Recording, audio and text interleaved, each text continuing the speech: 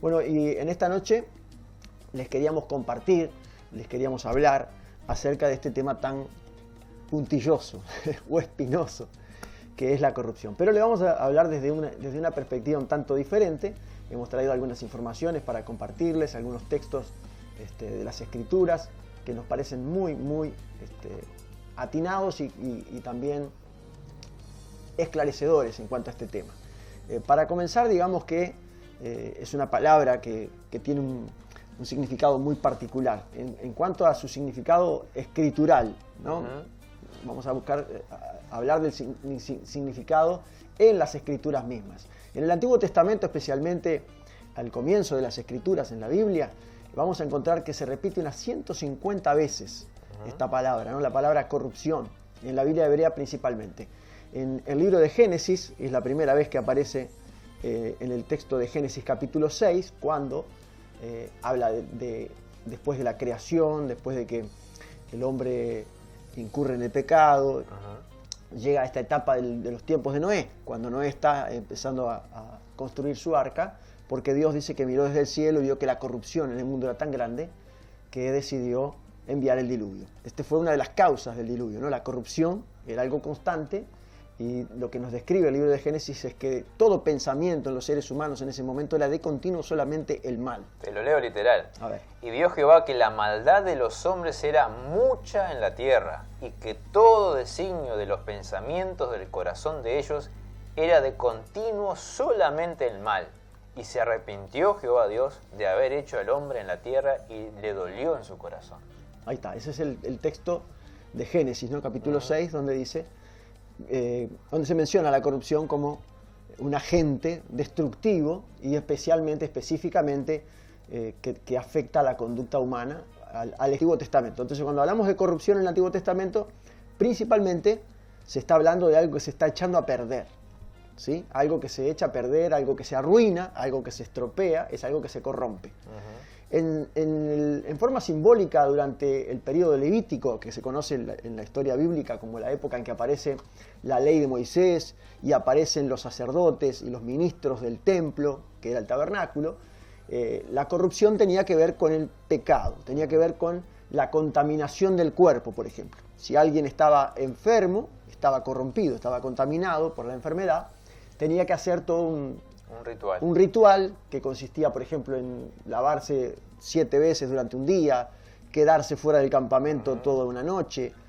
Había rituales de purificación física para las enfermedades, para las mujeres cuando estaban teniendo su ciclo menstrual, para los varones cuando tenían emanaciones de semen. Toda una cuestión que era estricta. En la Biblia está todo muy clarito. No tenemos tiempo de describir paso a paso, pero les quiero decir por arriba que todo esto era un sinónimo de corrupción, de que algo se estaba echando a perder o que algo se estaba arruinando. No porque fueran malas en sí mismas las situaciones, no es que fuera malo que la mujer estuviera menstruando, no es que fuera malo en sí mismo. Se refiere en la historia bíblica al peligro que podía existir en esa situación, en un pueblo que tenía total desconocimiento de la asepsia, que tenía total desconocimiento de la ciencia que hoy tenemos conocimiento. En aquella época Dios proveyó a través de la ley parámetros, Dios proveyó a través de la ley lo que se llaman las leyes levíticas, que otorgaban cierto cuidado de la asepsia, ¿no? Para que no hubiera corrupción física. A nivel de la salud. De la salud, exacto.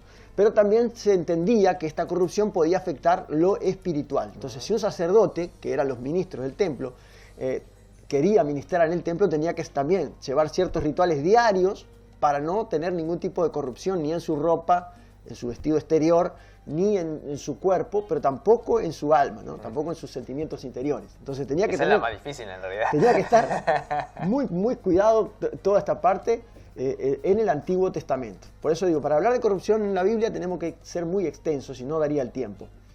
Ahora, durante los periodos más adelante en la historia bíblica, cuando llegamos al libro de los Jueces, por ejemplo, aparece la palabra corrupción otra vez, hablándonos de cuando los israelitas abandonaban al Señor, servían a dioses ajenos, venía un libertador que los libraba de esa opresión que vivía el pueblo. Por ejemplo, en los tiempos de Gedeón, cuando Gedeón libera a Israel de los madianitas. Pero ¿qué pasaba? Se moría el juez y otra vez Israel caía en el pecado, abandonaba al Señor, volvían a la corrupción. Y aquí la corrupción en esos tiempos significaba volverse a dioses paganos, abandonar a Dios para servir a otros dioses. Entonces ahí la corrupción tenía algo que ver con la fe también, tenía algo que ver con la fe religiosa. Más adelante, y ya muy tardío en el Antiguo Testamento, hablamos de la época de los profetas, la corrupción tuvo un significado moral. Entonces entra la corrupción a ser un sinónimo de apartarse de las verdades de Dios, pero también apartarse de la ética política y pública de cualquier persona. Entonces, por ejemplo, vemos en los días del profeta Daniel, que Daniel, estando en Babilonia como esclavo, es puesto al servicio del rey de Babilonia, y cuando tiene que hacer determinadas tareas dentro del reino de Babilonia como administrador, él descubre que hay cierta corrupción en sus compañeros, o en los que estaban debajo de su cuidado, y exige que se cumplan las reglas. Y eso le vale a Daniel ganarse muchos enemigos, porque Daniel quiso hacer las cosas correctas, de acuerdo con la ética que él tenía como judío, que era respetar en todo tiempo, hacer las cosas bien, porque sabía que Dios lo miraba por encima de lo que vieran los demás. Entonces eso le granjeó a Daniel muchos enemigos y terminó en el foso de los leones, por ejemplo, o a los compañeros de Daniel que no quisieron adorar a dioses falsos en el horno de fuego. Y estas narrativas bíblicas nos muestran que había cierta corrupción también moral y ética en la política de la época, aunque el sistema político de gobierno en esos tiempos era, por supuesto, la monarquía, que era muy diferente a lo que conocemos nosotros, ¿no? Pero ya en esos tiempos ya estaba siendo problema la corrupción moral y la ética corrompida en los funcionarios públicos, por ejemplo, ¿no? Hoy es un tema que se habla todos los días y ya tiene tantas aristas y tantos vértices que uno ya no sabe dónde está el norte, uno no sabe dónde está el medio, dónde está el sur, dónde está... Todo parece gris, todo se mezcla con café con leche, no sabemos qué es qué. No sabes quién tiene la verdad. No sabes quién tiene la verdad y es muy difícil a veces poder darse cuenta a simple vista o por lo que vemos en los medios de comunicación masiva, porque una noticia a veces la da este canal o la da aquel canal y depende del dueño qué color político tenga, uno dice está diciendo para favorecer a aquel o para favorecer al otro. Eso también es un tipo de corrupción que se da también en los medios de comunicación masiva. Por esto es posible que hasta en las redes sociales uno a veces dice algo y no le gusta que está ahí, te lo cortan. También es un tipo de corrupción, el frenar la verdad. Esto lo dice el profeta Daniel, por ejemplo. Daniel dice, el profeta Daniel escribe y dice que en los tiempos finales, antes de los juicios de Dios en el mundo, vendrían tiempos donde a lo malo se le llamaría bueno y a lo bueno se le llamaría malo. Esto es un tipo de corrupción que está presente en el mundo de hoy. Sí, esta es la corrupción que conocemos en este momento. Ahora también, cualquier cosa buena, ¿no?, puede corromperse, destruirse, arruinarse o pudrirse. Esto es lo que sucede y lo que los profetas denunciaban en el tiempo de los profetas de Israel era justamente la corrupción del pueblo que había abandonado al Señor, servía a otros dioses. Los sacerdotes, por ejemplo, leemos en Malaquías que los sacerdotes en los tiempos del profeta Malaquías dejaban a sus propias esposas para tener infidelidad con sus propias esposas. Esto era un acto de corrupción. Ellos que tenían que ser santos se corrompían. Habla de que los príncipes políticos que gobernaban a la nación en ese momento tomaban cohecho, es decir, tomaban favores de ciertos hacendados políticos poderosos que daban dinero a cambio de cierto grado de justicia. Esto es corrupción. Y esto está en el libro del profeta Malaquías, por ejemplo, que Malaquías denuncia la corrupción política, religiosa, y también, esa época ya existía, ¿verdad? Y también la corrupción social, que esta es la peor de todas. La corrupción social es la corrupción que ha llegado al nivel de toda la gente. Cuando un pueblo entero se corrompe, cuando toda la gente en un lugar lo único que sabe hacer es lo malo. Y hay algunos lugares en el mundo hoy que están en esa triste situación donde la población entera se dedica a hacer algo que perjudica a los demás en vez de hacer el bien. Es algo muy triste, pero está pasando en el mundo de hoy y por eso dije que es tan difícil hablar de este tema. Por eso no nos vamos a perder el tiempo en hablar de quién son los corruptos, porque tendríamos que tener 10 programas. La lista sería muy larga. La lista iría para todos lados, religiosos, políticos, sociales, de toda clase de corrupción, porque la hay. Es como cuando hablamos de brujas, dicen que no existen, pero que las hay. Y que los corruptos a veces no se ven, pero están. Yo siempre me acuerdo cuando tenía, debe ser más de 30 años de esto que voy a contar ahora, ¿no? Yo viajaba a la ciudad de Chuy, vivía en Rocha, viajaba a la ciudad de Chuy a predicar, y recuerdo que llegábamos tomábamos el coche del Chuy hacia la ciudad de Rocha y había comprado surtidito del otro lado de Brasil para la casa, ¿no? Para comer. Y bueno, llegábamos a la aduana y el ómnibus paraba en la aduana, entonces subían 2 oficiales de aduana que ya deben haber muerto, si no es que no están jubilados. Así que no voy a decir tampoco quiénes eran, pero subían los 2 oficiales de aduana arriba y conversaban entre ellos, miraban por arriba todos los bolsos que habían arriba de los maleteros del ómnibus, ¿no? Y entonces se decían uno al otro, yo esto lo tengo claro en la cabeza, no me quedó grabado, se decían uno al otro, con guitarra es otro el cantar, les decía, ¿no?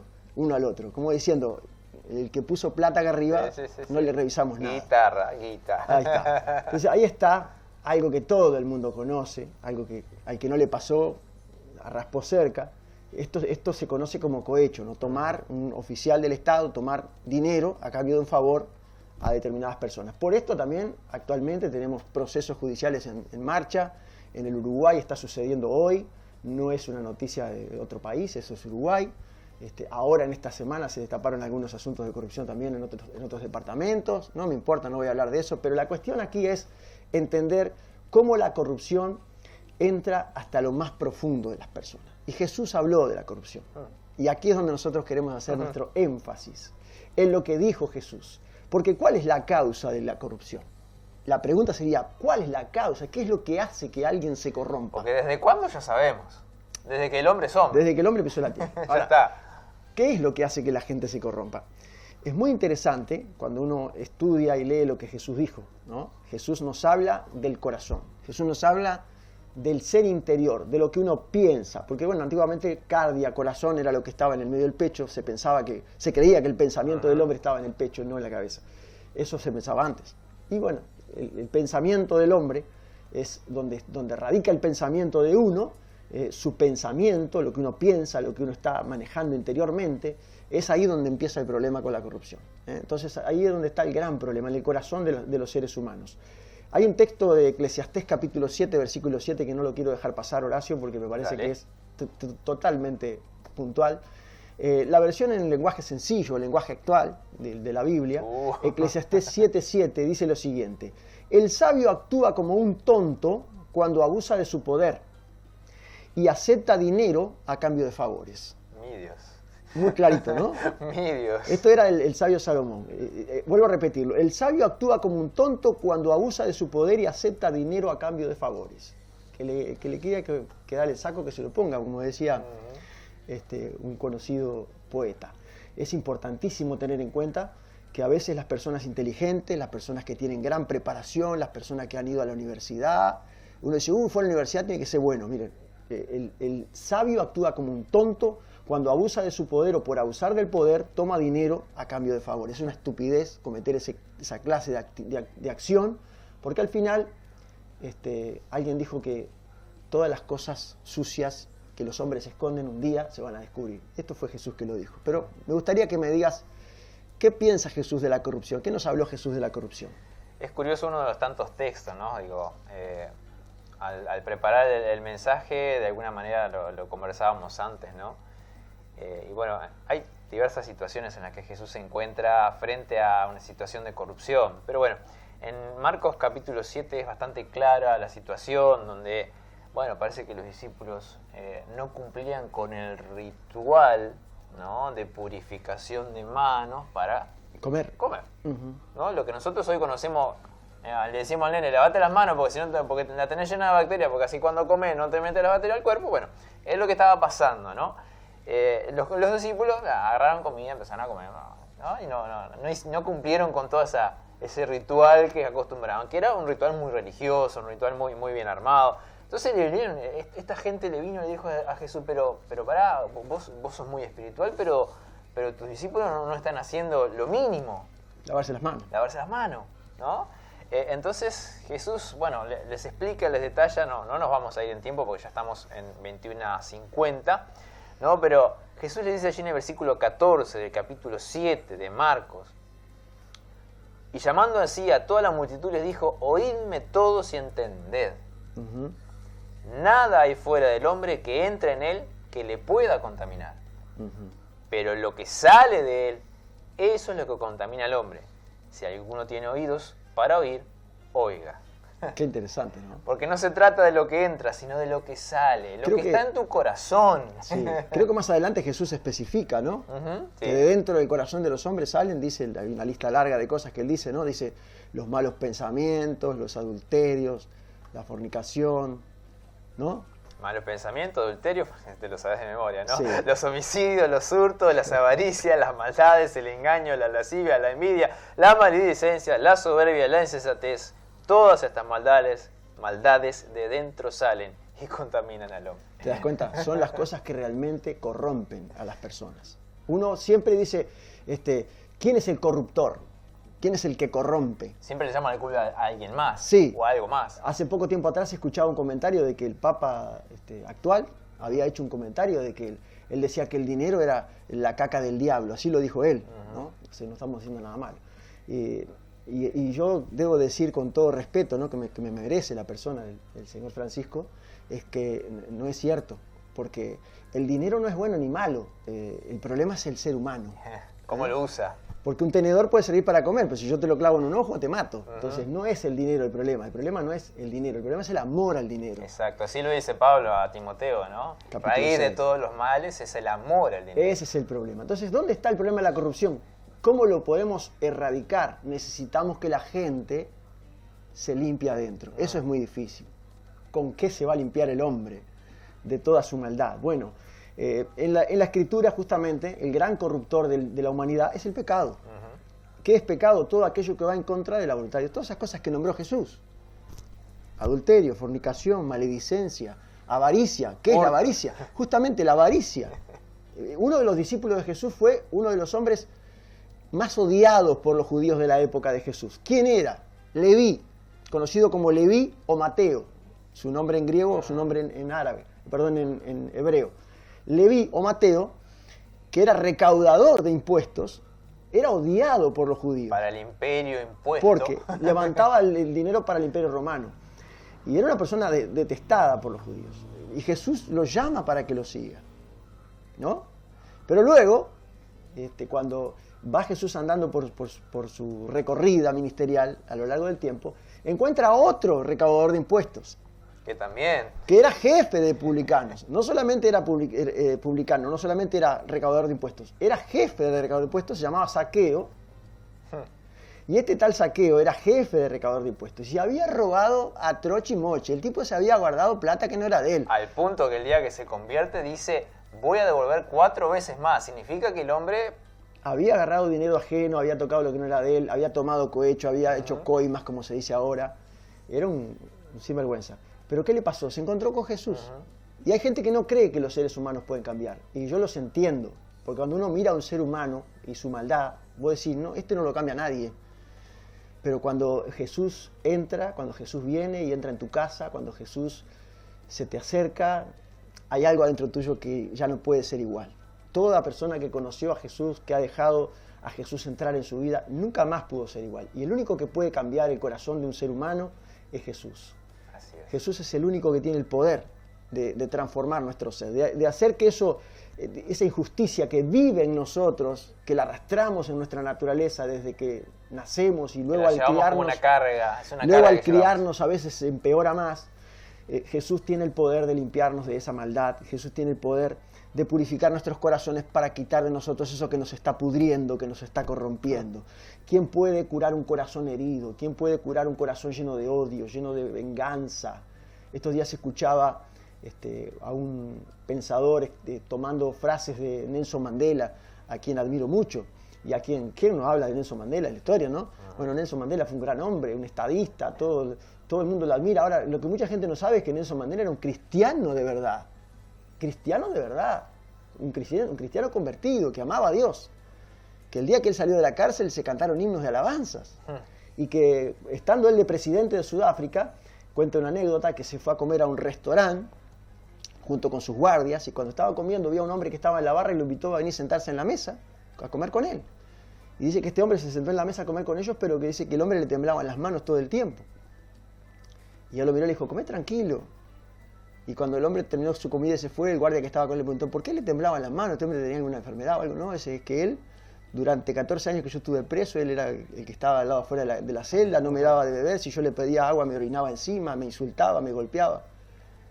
Y cuando él tuvo esta actitud, ¿no?, de invitarlo a sentarse a la mesa con él, esto es algo que nadie entiende que alguien pueda hacer eso. La gente dice, ¿cómo puede alguien hacer eso? Solo cuando vos tenés a Jesús en tu corazón, solo cuando vos conocés al Señor, cuando conocés la verdad de Dios y comprendés la diferencia de lo que es la corrupción y de lo que es la pureza. La pureza de corazón es la verdadera pureza. La limpieza de corazón es la verdadera limpieza. Es imposible que no nos encontremos con la corrupción, que no nos topemos con ella, que no nos tiente en algún momento de la vida, porque está impregnada. Somos humanos, estamos siendo tentados a la corrupción. Sí, la corrupción va a aparecer, se te va a querer meter, pero vos tenés que aferrarte a ese valor espiritual y profundo que Jesús enseñó, que es el considerar que cuando uno está haciendo algo malo, el que te ve es Dios. Y que Dios es el que al final te va a juzgar. Porque mucha gente piensa que se escapó. Algunos dicen, como pasó en la historia del Uruguay con algunos que torturaron, que hicieron cosas injustas, que mataron gente y que lo siguen haciendo, porque sigue pasando. Y que piensan que se burlaron de la justicia, que se burlaron de todo y que se escaparon y que se murieron y no pasó nada. Quédense tranquilos porque Dios es justo y nadie, absolutamente nadie, se va a escapar de los juicios del Señor. Él es amor y misericordia, pero es justo. Y sus juicios va a alcanzar a todo hombre y a toda mujer, crea o no crea, sea lo que haya hecho. Jesús mismo dijo que va a llegar el día en que todos los secretos de los hombres estarán abiertos para que todos podamos ver tal cual y cómo son las cosas. Entonces la corrupción es un gran mal que afecta a la humanidad y que no tiene remedio humanamente hablando, no lo tiene, por más que le pongan, porque por cada cosa corrupta que ha hecho el hombre en la historia, aparece una nueva ley. Me acuerdo de una vez nuestro expresidente Mujica una vez dijo, hay tantas leyes difíciles porque ha habido tanta gente que por querer pasarse de viva robaba del Estado, entonces para que no robara del Estado hubo que hacer una ley para que impedirlo y apareció otro modo y hay que hacer otra ley para seguir impidiendo. Entonces han intentado siempre y cada vez tenemos más leyes y cada vez nadie las puede cumplir, ¿no? Más difíciles por causa de la corrupción. La corrupción es un mal que no se detiene y que sigue afectando. Está en el fútbol, está en el periodismo, está en la política, está en la iglesia cristiana, en la evangélica, en la católica, en los musulmanes, está en todas partes. No se puede impedir porque es un mal humano, es un mal humano. Pero Jesús tiene la solución. Si le entregamos el corazón a Él, Él nos puede purificar. Él nos va a ayudar para que cuando estemos ahí siendo tentados por la corrupción, cuando esté la corrupción paseándonos delante de los ojos, nosotros podamos resistirla, soportar, decir no. Si tengo que morir para ser justo, para ser correcto, tendré que morir, pero no voy a ceder. Como Daniel, que terminó en el foso de los leones. Como mirábamos hoy al principio, ¿no? La gente de Byte nos mostraba esa información justamente. Los mártires, ¿no? Los que sufrieron por causa de no negar su fe. Bueno, por ahí vamos a dejarla, ¿no? Medite, piense, lea esos textos que le dejamos de la Biblia y si quieres nos escribe, se los mandamos con mucho gusto. No lo dude que esto es tal cual como se lo estamos diciendo.